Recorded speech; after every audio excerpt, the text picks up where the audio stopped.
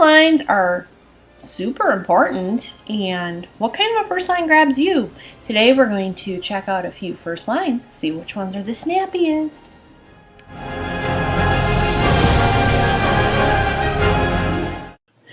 Okay, so it's 4th of July and, well, it's daytime, so I'm not actually out looking at fireworks quite yet, and our plans got changed because, well, our basement flooded week or so ago, and we are in the midst of tearing out nastiness and hopefully getting it all fixed.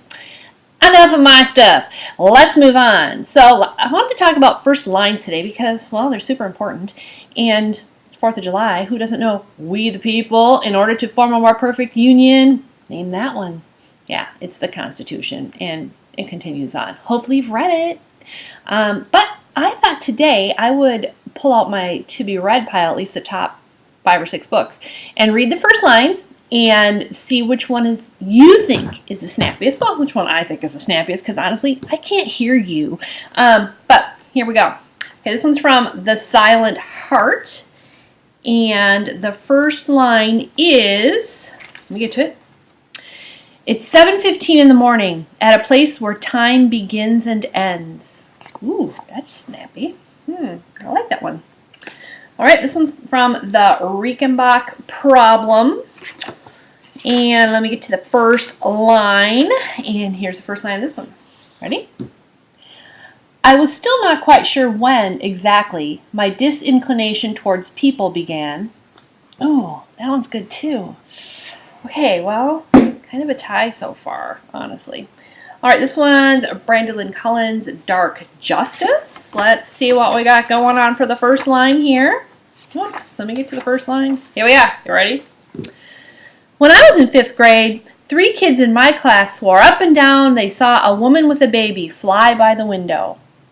Well, that's pretty interesting. Okay, there's a reason these books have been published. It's because they're pretty good. Okay, this one is Francine Rivers' Bridge to Haven. Let's see what we got going on here. Here's the first line of this one. You ready? Filling his lungs with cool October air, Pastor Ezekiel Freeman started his morning vigil. That one didn't grab me. Sorry, Francine.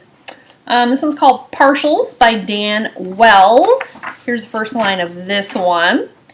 Newborn number 485GA18M died on June 30th, 2076 at 6:07 in the morning.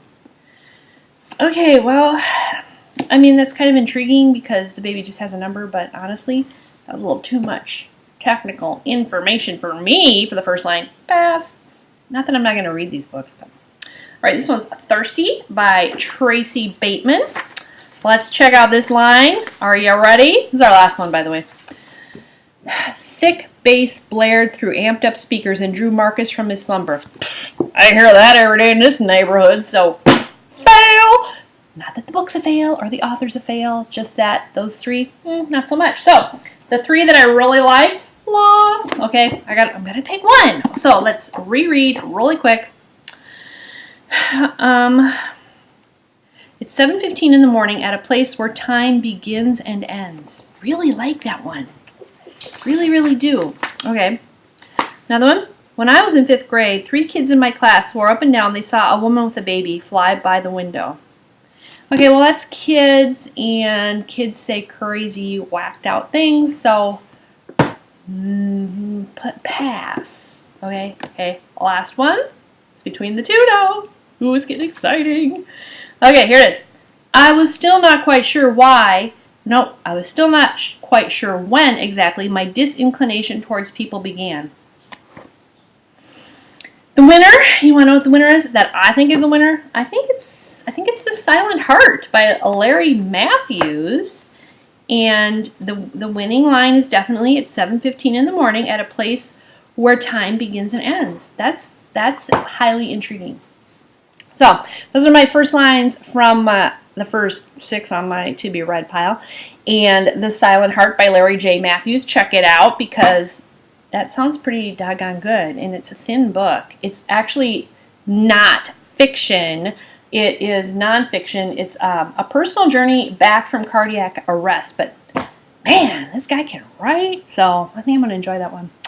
And maybe I'll have some time to read today. It's 4th of July. I'll take a few minutes off to perhaps do some reading and some fireworks. And hope you have a fantastic 4th. See you next week on Fun Friday.